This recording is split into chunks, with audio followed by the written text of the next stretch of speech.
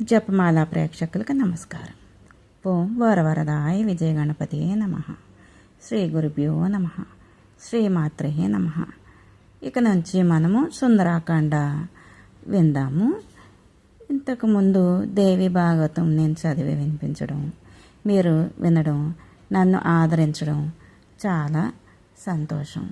మీకు నా కృతజ్ఞతలు. ఇక అమ్మవారి దయ మీ మీద కురిపిస్తారు అని నేను ఆశిస్తున్నాను. సుందరాకాండ చదవడం, ఎలా పాటించాలి నియమాలు అవన్నీ కూడా విందాము. ముందుగా శరీరం మనసు శుభ్రపరుచుకొని శుభ్ర వస్త్రధారణ చేయడం ముఖ్యం. ఇక రెండవది, సుందరాకాండ పారాయణం చేసేటప్పుడు బస్సుల్లో రైళ్ళలో కూడా చేయొచ్చు. ఈ సుందరాకాండ పారాయణం ఒక్కరోజులో పూర్తయ్యే విధంగా వచనంలో సులభ శైలిలో రాయడం జరిగింది. కాబట్టి పారాయణం చేయడానికి చాలా సులభంగా ఉంటుంది. కుల మత వయోలింగ భేదాలు ఏమీ లేకుండా అందరూ ఈ సుందరాకాండ పారాయణం చేయొచ్చు. పారాయణం అనంతరం ఒక పండు కానీ తీపి పదార్థాన్ని కానీ నివేదన చేయాలి. వీలైతే ఎక్కువ నివేదన చేసి అందరికీ పంచిపెట్టడం వల్ల చాలా మంచిది. ఫోటోలు, విగ్రహాలు, పూజా సామాగ్రి ఈ ప్రయాణం చేసే సమయంలోని తీసుకెళ్లాల్సిన అవసరం లేదు. ఈ పారాయణ సమయంలోని మత్స్య మాంసాలు, మధు, ధూమపానాలు అలాంటివి ముట్టుకోకూడదు అంటే స్వీకరించకూడదు. ఈ పారాయణ సమయంలో మౌనం వహించాలి. మీ పక్కన కూర్చున్న వారి అనుమతి తీసుకొని పారాయణ మొదలు పెట్టడం చేయాలి. వీలైతే వారికి కూడా ఒక పుస్తకాన్ని కానుకగా ఇచ్చి వారి చేత కూడా పారాయణం చేయించగలిగితే రెండింతల ఫలితం మీకు దక్కుతుంది. ఇక పుణ్యక్షేత్రాల్లో కానీ తీర్థయాత్రలకు కానీ వెళ్ళినప్పుడు కానీ ఈ విధంగా పారాయణం చేయాలి. మీరు వెళ్ళిన క్షేత్రంలో కానీ తీర్థంలో కానీ కొలువైన దేవీ దేవతలను పూజించి ఆ దేవతలు కొలువైన దేవాలయంలో కానీ ఆ క్షేత్ర పరిసరాల్లో కానీ నది ఉంటే అక్కడ కానీ, లేదా ఆ ఊర్లో నది ఉన్న చోట ఆ నది ఒడ్డున కానీ పారాయణం ప్రారంభించుకోవాలి. క్షేత్ర తీర్థాల్లో చేసిన జప, తప, హోమం, దానం, పారాయణం వల్ల అనేక రెట్లు ఫలితాన్ని సంభవిస్తాయి. కనుక మీరు శక్తి కొలది భక్తి శ్రద్ధలతో ఈ పారాయణాన్ని చేయడం వల్ల మీకు మంచి జరుగుతుంది. పారాయణం అనంతరం సుందరాకాండ ఒక్కరోజు పారాయణ గ్రంథాన్ని దానం చేసి మీ శక్తి కొలది పుస్తకాల్ని పంచిపెట్టండి. ఆ హనుమ కృపా కటాక్షాలు పొందండి. ఇక నాలుగవది, ఒక పుణ్యక్షేత్రంలో దేవుడి సన్నిధిలో పారాయణ చేయాలనుకుంటే కనుక ఒక దర్భాసనం కానీ లేదా ఒక పీటను కానీ వేసుకొని దేవుడికి ఎదురుగా కూర్చొని అదే తీర్థంలోని ఈ నదికి ఎదురుగా కూర్చొని పారాయణ చేయాలి. కుల మత వయోభేదాలు ఏమీ లేకుండా అందరూ చేయొచ్చు. తలస్నానం చేయడం, శుభ్ర వస్త్రాలు ధరించడం ఇవి సామాన్య నియమాలని తెలుసుకోవాలి. ఉపవాసం ముఖ్యం. అయినా పారాయణ చేయాలి అని కోరిక కలిగిన వాళ్ళు ఈ గ్యాస్ట్రిక్ ప్రాబ్లమ్స్ అని, షుగర్ అని, అనారోగ్యాల సమస్యలతో ఉన్నవాళ్ళు కొంచెం అల్పాహారం తీసుకొని చేయడం మంచిది. అల్పాహారంలో పాలు కానీ పండ్లు కానీ తీసుకొని పారాయణ చేయొచ్చు. పారాయణ చేసే సమయంలోనే మౌనంగా ఉండడం ముఖ్యం. ఈ పారాయణ చేసే సమయంలోనే చిరుతిళ్ళు అంటే ఈ బిస్కెట్స్ ఇవన్నీ కొంతమంది పేపర్ చదువుతూ బుక్స్ చదువుతూ తింటూ ఉంటారు కదా, అలా చేయడం మంచిది కాదు. ఎందుకంటే భగవంతుడిని అవమానించినట్టుగా ఉంటుంది. ఒక నియమనిష్టలతో కూర్చొని మనస్ఫూర్తిగా భగవంతుడిని మనసు నిండా నిలుపుకొని చదవడం వల్ల మన కోరికలు కామకలు కూడా నెరవేరుతాయి. ఇతరులకు మీరు ఇబ్బంది పెట్టకుండా, మీ వల్ల ఇతరులు ఇబ్బంది పడకుండా ఉండేటట్టు జాగ్రత్త చూసుకోండి. ఒక స్థలంలో పారాయణ మొదలుపెట్టి తరచుగా వేయే కారణాల వల్ల స్థలాలను మార్చడం కానీ అటు ఇటు తిరిగి చదవడం కానీ అలా చేయకుండా నియమంగా కూర్చొని చదవాలి. మైలు ముట్ట అంటూ పురుడు అంటే అశౌచాలు కలిగినప్పుడు ఈ పారాయణం చేయకూడదు. ఒకవేళ మొదలుపెట్టిన తర్వాత తెలుసుంటే కనుక ఆ పారాయణం ఆపేసి ఆ మైలు తొలగిపోయిన తర్వాత అప్పుడు మళ్ళీ మొదలుపెట్టి చదవాలి. క్షేత్ర తీర్థాల్లో మత్స్య మాంసాలు, మధుపాన, ధూమపానాలు నిషిద్ధం అని అందరికీ తెలిసిన విషయమే. ఇది గుర్తుంచుకోండి. ఎందుకంటే భగవంతుడి విషయంలో ఇలాంటి పొరపాట్లు చేయడం అంత మంచిది కాదు. క్షేత్రంలో కానీ తీర్థంలో కానీ పారాయణ చేయదలసిన వారు అక్కడ ఉన్న నదిని, దేవతల్ని పూజించి ఒక పండును కానీ నివేదన చేయాలి. ఒక సద్బ్రాహ్మణుడి ఆశీర్వాదం తీసుకొని ప్రారంభించడం వల్ల ఉత్తమ ఫలితాలు తొందరగా పొందగలుగుతారు. ఏ కామ్యాలు కోరికలతోని పారాయణం చేస్తున్నారో సంకల్పం చేసుకోవాలి. సంకల్పం చేయకుండా చేస్తే అన్ని కామాలు కూడా కోరికలు కూడా నెరవేరుతాయి. సంకల్పంలో చెప్పుకున్న కామ్యాలు సిద్ధించలేదని పారాయణం చేయడం మానకూడదు. అది మన లోపంగా గుర్తుంచుకోవాలి. మరలా నియమానుసారం పారాయణం పూర్తి చేయాలి. పెద్దవారు కానీ పిల్లలు కానీ ఈ పారాయణం చేసేటప్పుడు ఒక ప్రణాళిక చేసుకొని ఇంత సమయంలో ఈ దేవాలయం లేదా ఈ నది ఒడ్డున పారాయణం చేయాలి, మధ్యలో ప్రతిదానికి లేవకూడదు. ఈ విధంగా అనుకొని చేసుకోవడం వల్ల పారాయణం తొందరగా పూర్తి చేయడం అవుతుంది, ఫలితం కూడా దక్కుతుంది. ఇక పారాయణం ఏ ఏ రోజుల్లో చేస్తే అత్యంత శుభ ఫలితాలు పొందుతారో విందాము.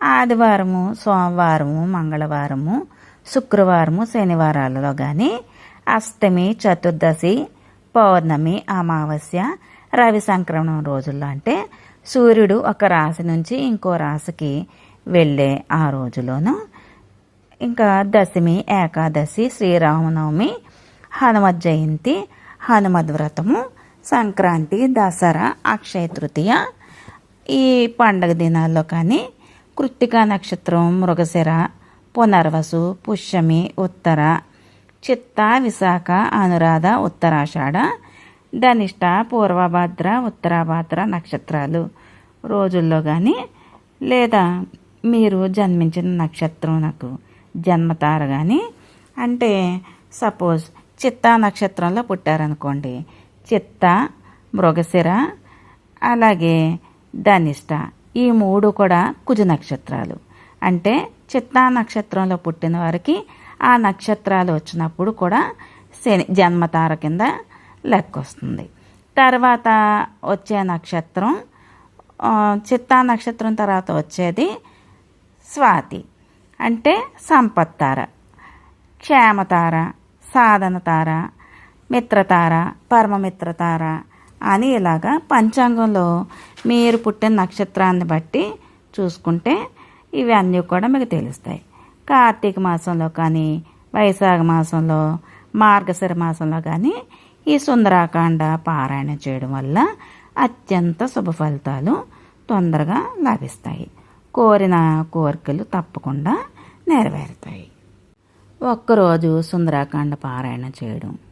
శ్రీ సుందరాకాండ పారాయణంలో 68 సర్కలు పూర్తిగా ఒకే రోజు పఠించి ఆ తర్వాత ఒక పండుని కానీ తీపి పదార్థాన్ని కానీ స్వామికి శక్తి కొలది ప్రసాదాన్ని పూర్తిగా పెట్టి నైవేద్యం అది పెట్టి సమర్పించి ఆ సమయంలోనే ఎవరికైనా ఒకరికి సుందరాకాండ బుక్కు పారాయణం చేయడానికి ఇవ్వడం చేస్తే ఫలితం దక్కుతుంది. ఇలాగే 5 రోజులు సుందరాకాండ పారాయణం చేయాలనుకుని ప్రారంభిస్తే 1వ రోజు 1 నుంచి 15 సర్కలు, ఆ రోజు అరటిపండు, కొబ్బరి పండ్లు నివేదన చేయడం వల్ల మంచి ఫలితం దక్కుద్ది. ఇలా 2వ రోజు 16 నుంచి 27 సర్కలు తేనె, మధుర పదార్థాలు నివేదన చేయాలండి. తేనె అంటే గురువు బలం వస్తుంది. మధుర ఫలాలంటే తీపి పదార్థాలు. అరటిపండు కూడా గురువుకి పెట్టడం వల్ల, అంటే గురుదోషాలు ఉంటే అరటిపండ్లు గురుదోషాలు తొలగిపోతాయి. అరటిపండ్లు పెట్టడం వల్ల, ఇవ్వడం వల్ల, అందరికి పంచడం వల్ల. కొబ్బరి అయితే కేతు దోషంకి కొబ్బరికాయ ఇవ్వచ్చు, ఆ ఫలితం దక్కుతుంది. మూడో రోజు 28 నుంచి 38 సర్కలు పనస్తొనలు, యాలకులు, రేగిపళ్ళు, బత్తాయి, కమలా ఫలాలు నివేదన చేయాలి. అంటే పనస్తొనలు లక్ష్మీదేవి కంటే శుక్రుడికి, ఈ యాలకులు కానీ, యాలకులు కూడా శుక్రుడికి సంబంధించినవి. రేగిపళ్ళు ఎర్రగా ఉంటాయి, కుజుడికి అలాగే సూర్యుడికి కూడా పనికొస్తాయి. అలాగే బత్తాకాయలు గురువుకి, కమలా ఫలాలు నివేదన చేయడం వల్ల ఇవి పండ్లు అన్నీ కూడా గురువుకి, అంటే గురుదోషాలు తొలగిపోతాయి. ఈ పండ్లు అందుకే పూజలు, వ్రతాలు అప్పుడు తాంబూలం ఇస్తూ ఉంటారు. ఇక 4వ రోజు 39 నుంచి 54 సర్కలు చెరుకు గడ లేదా చెరుకు పానకం, చెరుకు రసం, ద్రాక్ష ఫల నివేదన చేయడం మంచిది. ద్రాక్ష ఫల అంటే శనికి సంబంధించినవి, చెరుకు రసం అంటే శుక్రుడికి సంబంధించినవి. ఈ పానకం కానీ రసం కానీ నివేదన చేయొచ్చు. ఇక 5వ రోజు 55 నుంచి 68 సర్కలు గారెలు, అప్పాలు నివేదన చేయాలి. ఎందుకంటే గారెలు మినప్పప్పుతో చేయడం వల్ల రాహుకి, అలాగే అమ్మవారికి రాహు దోషాలు తొలగుతాయి. అప్పాలంటే బియ్యం బెల్లంతో చేసిన, బియ్యం అంటే చంద్రుడికి, బెల్లం అంటే శనికి, కుజుడికి కూడా దోషాలు తొలగిపోవడానికి గాను ఇవి నివేదన చేయొచ్చు. ప్రతిరోజు ముందుగా ఆంజనేయ స్వామిని పూజించి శక్తి కొలది ఇలా 5 రోజులు 1 నుంచి 68 సర్కలు పట్టించి శ్రీరామ పట్టాభిషేకం ఆఖరణ చదవాలి. ప్రతిరోజు పైన చెప్పిన విధంగా నివేదనలు చేయాలి. ఆఖరి రోజు 5గురికి 5 సుందరాకాండ పుస్తకాలు దానం చేయాలి.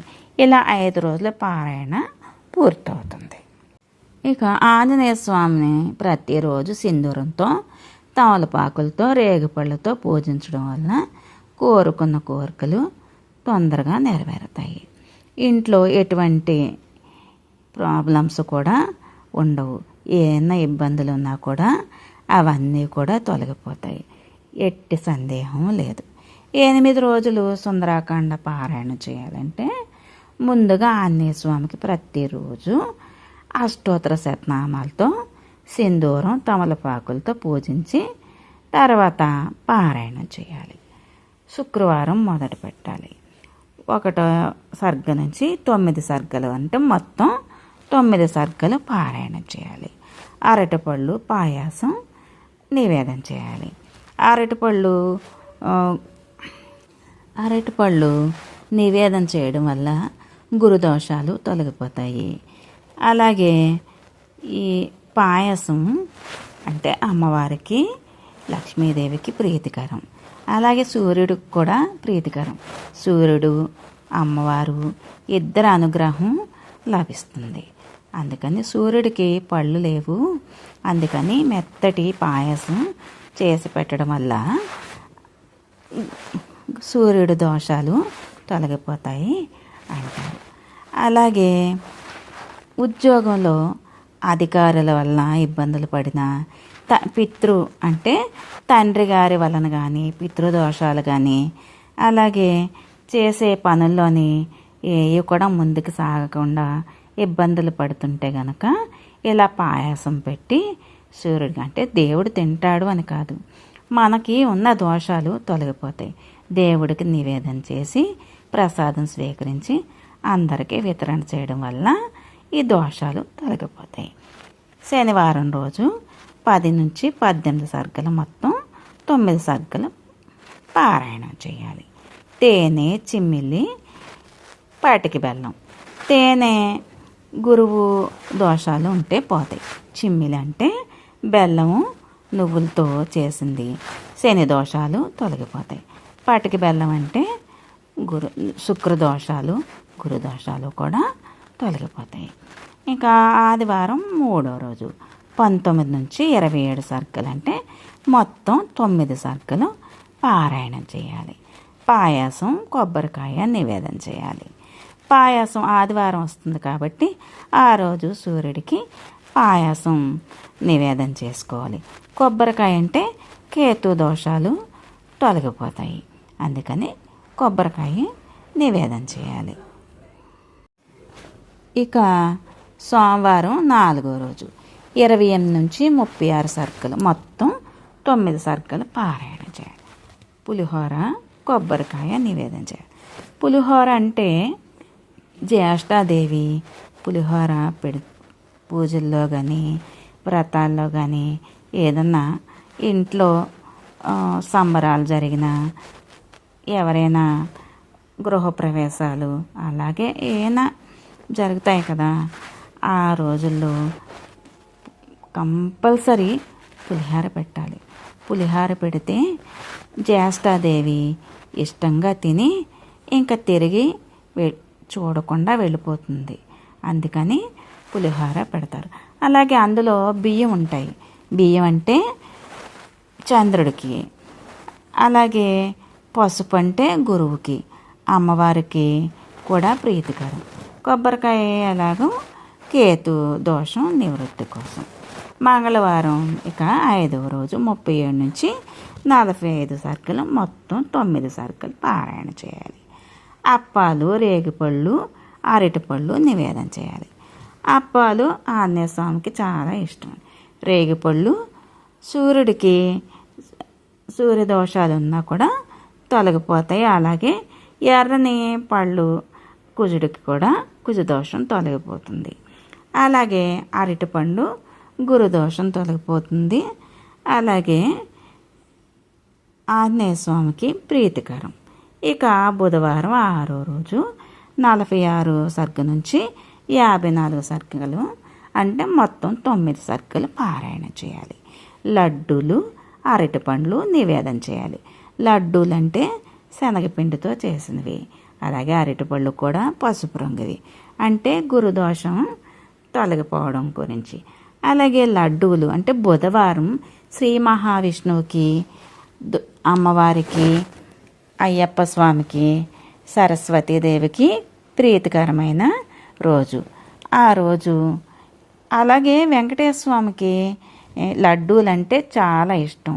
విష్ణు దేవుడికి ప్రీతికరమైన రోజు కాబట్టి ఆ రోజు లడ్డూలు అరటిపండ్లు నివేదన చేయడం వల్ల కోరిన కోరికలు నెరవేరుతాయి. అలాగే వ్యాపారం అది అభివృద్ధి చెంది బుధ దోషాలు తొలగిపోయి సంతోషంగా ఉండాలి అని అనుకునేవాళ్ళు వడపప్పు పానకం నివేదన చేయాలి. అలాగే పెసలుతోనే పెసరట్లు 5 చిన్న పెసరట్లు వేసి దేవుడికి నివేదన చేసి, ఆ రోజు బుధవారం రోజు వినాయకుడికి కూడా ప్రీతికరమైన రోజే కాబట్టి దేవుడికి నివేదన చేసి ఆ ప్రసాదం స్వీకరించి అందరికీ కూడా వితరణ చేయడం వల్ల బుధ దోషాలు తొలగిపోయి వ్యాపారంలో అభివృద్ధి కలుగుతుంది. ఇక గురువారం 7వ రోజు 55 నుంచి 63 సర్గలు అంటే 9 సర్గలు మొత్తం కోవా కొబ్బరి శనగలు నివేదన చేయాలి. కోవా అంటే పాలతో చేసిన కోవా అమ్మవారికి ప్రీతికరం. గురువారం అంటే లక్ష్మీవారం అని కూడా అంటారు, అంటే లక్ష్మీదేవికి ప్రీతికరమైనది. పాలంటే అమ్మవారికి ఎంతో ప్రీతికరం. పాలకడలి నుంచి ఉద్భవించింది కదా అమ్మవారు. అలాగే కొబ్బరి కేతు దోషం నివృత్తి కోసం. శనగలు నివేదన చేయాలి. శనగలు గురువారం, అలాగే శుక్రవారం కూడా శనగలు అన్ని వ్రతాల్లోని వరలక్ష్మి వ్రతం అలాగే అమ్మవారి పూజల్లో కూడా శనగలు నివేదన చేస్తారు. ఎందుకంటే శనగలు గురుదోషం తొలగిపోతుంది కాబట్టి శుక్రవారమైనా అమ్మవారికి శనగలు నివేదన చేయడం మంచిది. ఇక శుక్రవారం 8వ రోజు 68 నుంచి 64 నుంచి 68 అంటే 5 సర్గల పారాయణం. ఆఖరి రోజు శ్రీరామ పట్టాభిషేకం చదవాలి. పాయాసం, అప్పాలు, అరటిపళ్ళు, గారెలు నివేదన చేయాలి. పాయాసం అమ్మవారికి అలాగే సూర్యుడికి ఇష్టం. అలాగే ఆంజనేయ స్వామికి అప్పాలు ఇష్టం, అరటిపళ్ళు ఇష్టం. గారెలు రాహు దోషం నివృత్తి కోసం అమ్మవారికి కూడా అమ్మవారికి పెట్టడం వల్ల రాహు దోషాలు నివృత్తి అవుతాయి. అరటిపండ్లు ఉదయం పరగడుపున అంటే ముఖం కడుక్కొని స్నానం చేసి పూజ చేసుకున్న తర్వాత అరటిపండు తినడం వల్ల రాహు దోషం తొలగిపోతుందని చెప్తారు. అలాగే ప్రతిరోజు కూడా ఆంజనేయ స్వామికి ముందుగా సింధూరం, తమలపాకులతో అష్టోత్తర శతనామావళితో పూజించి ఆ తర్వాత పారాయణం ప్రారంభించాలి. ఏదైనా ఒక శుక్రవారం రోజు మొదలు పెట్టాలి. ఆ రోజు మీకు జన్మతార కుదిరిన రోజు అయితే మరీ మంచిది. ఇలా 8 రోజులు పారాయణం చేసి పైన చెప్పిన నివేదనలు అన్నీ చేసి ఒక్కరికైనా భోజనం పెట్టాలి. కనీసం 8 మందికి ఒక్కో రోజు సుందరాకాండ పారాయణం బుక్కు దానం చేయాలి. ప్రతిరోజు ప్రసాదాన్ని 10 మందికి పంచాలి. ఇలా 8 రోజులు పారాయణం పూర్తయి అవుతుంది. ఇది అత్యంత ఫలదాయకం. ఇలా పుస్తకాలు పంచిపెట్టడం వల్ల మీ స్నేహితులు వాళ్ళు చదవడానికి కుదరకపోయినా వారి ఇంట్లో పిల్లలు కానీ ఎవరైనా ఉంటే వాళ్ళు చదవడం కానీ వాళ్ళ మిత్రులు అయ్యో నేను ఈ పారాయణం చేయాలనుకుంటున్నాను, నా దగ్గర ఈ పుస్తకం లేదు, నేను చదివి పారాయణం చేసి నీకు ఇస్తాను అని చెప్పి ఆ పారాయణంలో ఎలాగా పుస్తకాలు పంచాలి అని ఉంటుంది కాబట్టి అందరికీ కూడా పంచడం జరుగుతుంది. అలా మీకు తెలియకుండానే చాలామంది ఈ పారాయణ చేయడం వల్ల ఈ పారాయణం వారు కూడా చేయడం వల్ల ఆ ఫలితం వారికే కాకుండా మీకు దక్కుతుంది. మీరు చేసిన పూజ మీకే కాకుండా ఫలితం చదివిన వారికి కూడా దక్కుతుంది. కాబట్టి సుందరాకాండ పారాయణం ఇలాగా ప్రారంభం చేయడం వలన మీ కోరికలు కామకలు నెరవేరుతాయి. ఈ పారాయణం పూర్తిగా విని మీకు నచ్చిందని అనుకుంటాను. ఇక మీరు నా ఛానల్ సబ్స్క్రైబ్ చేసుకోండి. మీ స్నేహితులకు కూడా సబ్స్క్రైబ్ చేసుకోమని చెప్పండి, లైక్లు కొట్టండి. జై శ్రీరామ్ అని కానీ జై బజరంగబలి అని కానీ కామెంట్ రూపంలో పెట్టండి. జై శ్రీరామ్.